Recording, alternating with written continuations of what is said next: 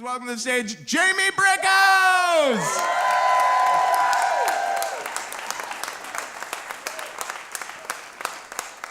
Wow, I saw some of you earlier, and it's a hot, kinky crowd out there tonight. But you know, I miss the old days of picking up a guy face to face, in person, before Grindr and Scruff took over. I mean, you know, supposedly now with those apps, you're supposed to know exactly what you're getting before you get it. You know, the labels, top, bottom, verse, yeah, right. Water sports, S&M, nip play, etc.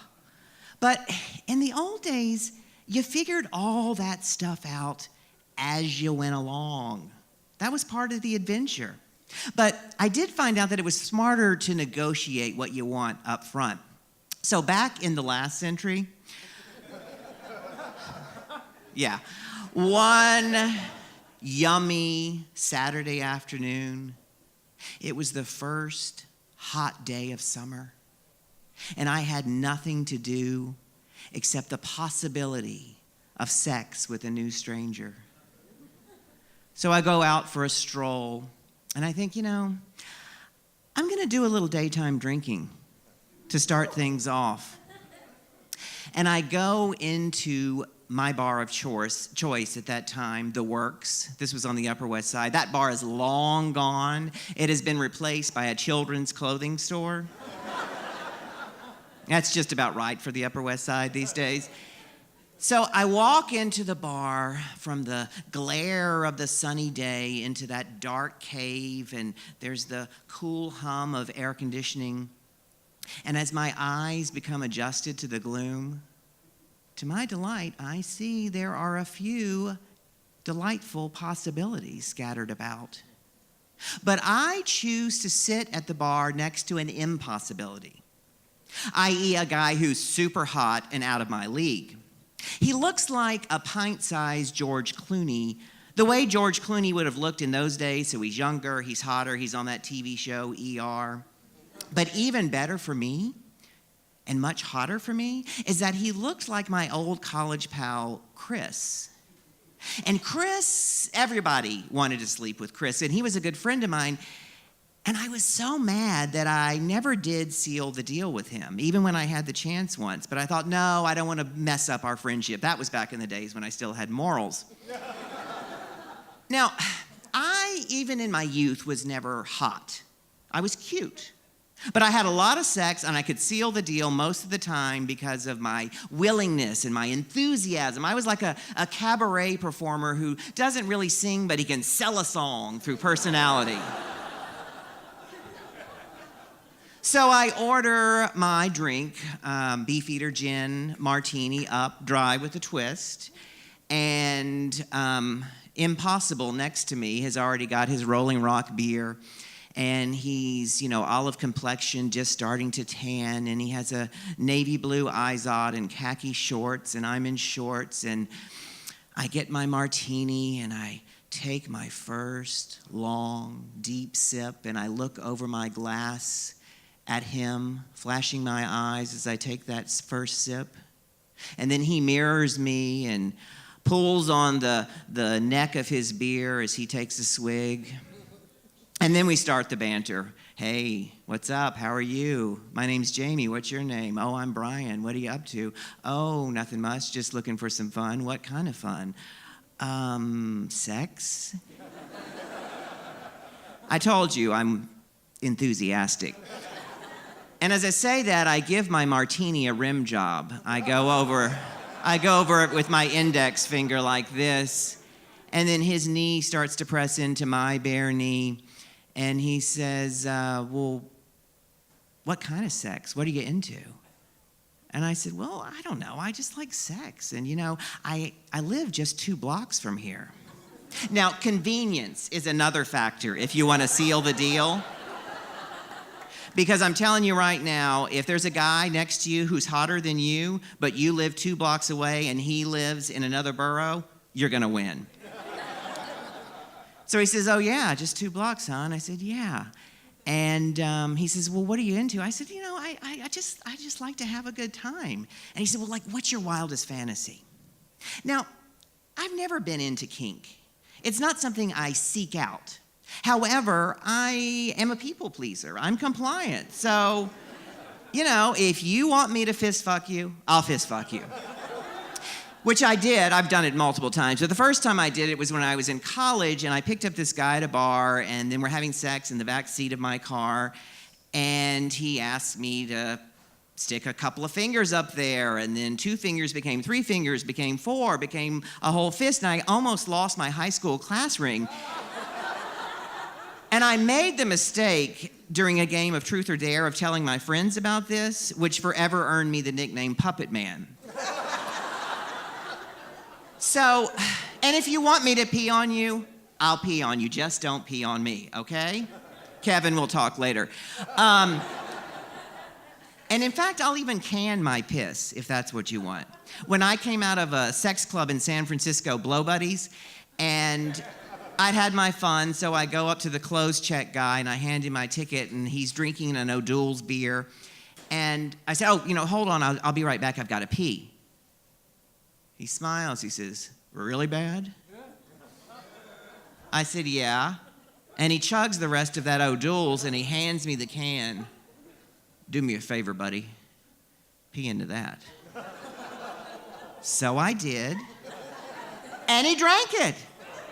I told you I'm a people pleaser. And if you want me to be a wayward, runaway teenage boy to your father, to your priest, Father Ritter, I'm your guy. That was a game that my common-law husband, Michael, and I used to play in our early relationship. And now, before you get icked out about the whole priest teenage thing, the whole fun of role play is to do something forbidden that might even be illegal in the real world. But we were consenting adults, and we usually played it while taking a bath together.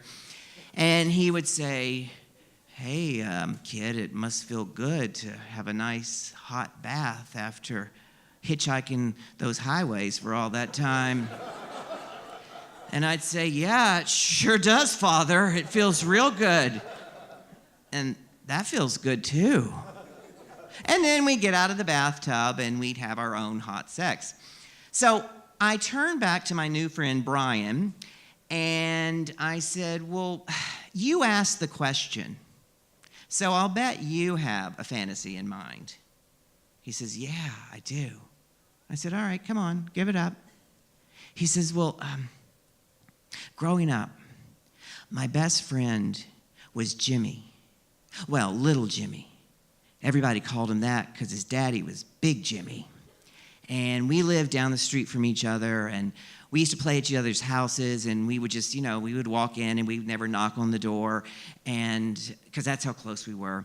And I always had a big crush on him, and I don't know if little Jimmy felt the same way or even knew it, but when I was in junior high, one afternoon, I go over to his house, and I walk through the back kitchen door like I normally did, and I said hello to little Jimmy's mom, and she says hi, and I says, little Jimmy home? And she says, yeah, he's upstairs in his bedroom. Go on up.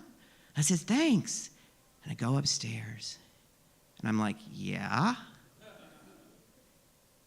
And his door's shut, but it's just cracked open. Uh-huh. And I push open the door. Yeah? And there's little Jimmy. What's he doing? Now, when Brian is telling me this, he's not looking at me. He's looking just past me. And his eyes are glazed over, and he's almost in a trance. And I have to tell you, it's turning me on, watching him getting turned on by this old childhood memory. And even though he's not looking at me, he's pressing that bare knee harder into mine. I said, so go on. So there's little Jimmy, and he's on the bed. What's he doing? Well, his bare butt is in the air, and his pants and his underwear are tangled up around his ankles, and he's humping his pillow. Oh, that's hot. So I stood there for a second, and then I said, little Jimmy. And he turned around, and he looked over his left shoulder at me, and he was beet red. And he said, "Hey, buddy, you caught me." And I said, "Yeah, I did, little Jimmy." And then what'd you do? Well, then I walked up to the front of the bed, and I think I'm pretty hard. And I said, "Yeah, I'm pretty hard right now, too." And I got on top of the bed in my knees, and little Jimmy reached over to my groin. I said, "That's pretty hot." I said, "So do you want to replay that little story?" He says, "Yeah, man. Are you up for it?" I said, "Yeah." I said, "Now let me guess. I'm little Jimmy, right?" He said, "Yeah." I said, "Well, all right." I said, "Give me a 5-minute head start. I'll run back to my apartment. And by the way, you're in luck because I live in a duplex. So my bedroom is a flight up. So you're going to get to walk up the stairs. So it's going to be even that much more real. It's going to be authentic." So I give him my address, and I gulp down the rest of that martini. And I sprint those 2 blocks to my apartment faster than Jesse Owens. And I live in a 5-floor walk-up, and I run up those stairs, 2 stairs at a time, and I am so pumped on the adrenaline of anticipation. My heart is beating faster than Thumper the rabbit's hind foot. And I get into my apartment, and I race upstairs to the bedroom, and I unmake the bed, and I put the humping pillow in place. And then I go downstairs, and I wait by the buzzer. And while I'm waiting, I'm anticipating how we're going to play out that whole little Jimmy thing and what his cock might be like. And then I'm thinking, I'm finally going to get to have sex with College Chris, with his doppelganger. And there was a time when there was one afternoon with College Chris when we were freshmen, when we almost did it. We were studying for some sex and ethics course, and we veered off into a tangent about our first time. And then we just locked eyes, and we held the moment for a few seconds, and we smiled. And all I had to do was get off my bed and walk to him where he was sitting in the desk chair, and we would have done it. But idiot that I am, I broke the moment, and I said, "I don't think we ought to. We're too good of friends." And I've regretted it ever since, but I'm finally going to get him through, Brian. So I'm standing there, and I'm waiting. And I'm waiting. And I'm waiting. And I'm like, he's not coming. He just played me for a fool. Or worse, a hotter guy saddled up into the bar next to him after I left, who lives a block closer. And then, the buzzer. Oh, thank God. I buzz him in without saying anything. And then I run upstairs, and I get on the bed, and I push down my shorts and my underwear, and I tangle them up real nice around my ankles. And then I start humping the pillow, but I've really never been a pillow humper. It just doesn't work for me, so I kind of cheat, and I lie on my back, and I get myself all excited and ready that way until I hear him open the door downstairs, and then I go back to the pillow, and I'm humping that pillow, and I'm looking at my headboard. My head's going in and out like this, and I hear him open the door and shut the door. And then I hear him say hello to little Jimmy's mother. And then I hear him ask if little Jimmy is at home. And then I hear him say, "Okay, thanks, I'll go on up." And as my head is going in and out, looking at the headboard, I'm thinking, wow, he really knows this story verbatim. And he is playing it down to the last inch. And then I hear him coming up the stairs, slowly, one step at a time. And with each step, I'm getting harder. And then he reaches the top of the stairs, and he pushes open the door. And after a couple of seconds, I hear, "Little Jimmy." And I look over my shoulder almost in slow motion. And I know my face is beet red, not from embarrassment, but from that martini and racing those 2 blocks and running up those 5 flights of stairs. And I look at him and I say, "Oh, buddy, you caught me." And he says, "Yeah, I did." And then he walks up to the bed, and he gets onto the bed with his tenting crotch, and he's on the bed on his knees, and I reach over and I start to unzip his shorts, and he kind of pulls back, and then I go further and I unzip the shorts, and there are his tidy whities, and I pull out his beautiful fat cock, and I want to say, hold the bun, mustard on the side. And then I do a head lunge towards his groin. And then he stands up off the bed. And I'm like, but. And then he pulls up his pants and his underpants. And then he stuffs that kielbasa that's quickly becoming a Vienna sausage into his tidy whities. And he zips up his shorts. And I said, hey, what are you doing? And he said, thanks, buddy, that was great. And I said, but wait, aren't we gonna make our own fantasy now? And he said, no, that was it. You did a good job. That was it? I don't say that, I think that, because I'm in shock. And he leaves. And I am lying on the bed, draped over the humping pillow like a deflated balloon.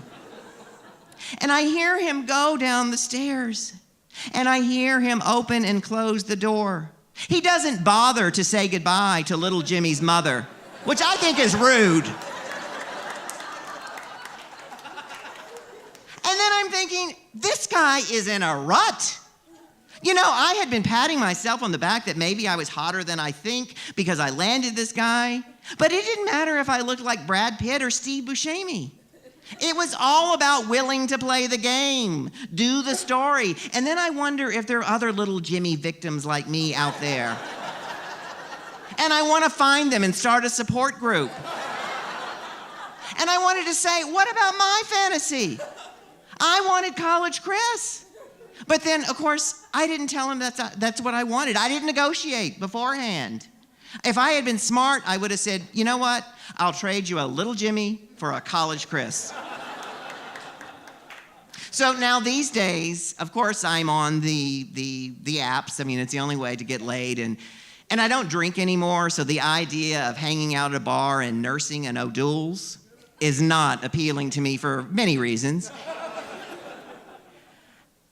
But those apps, they tell you a lot, but I don't think there's one category on there that says needs to relive childhood fantasy over and over and over.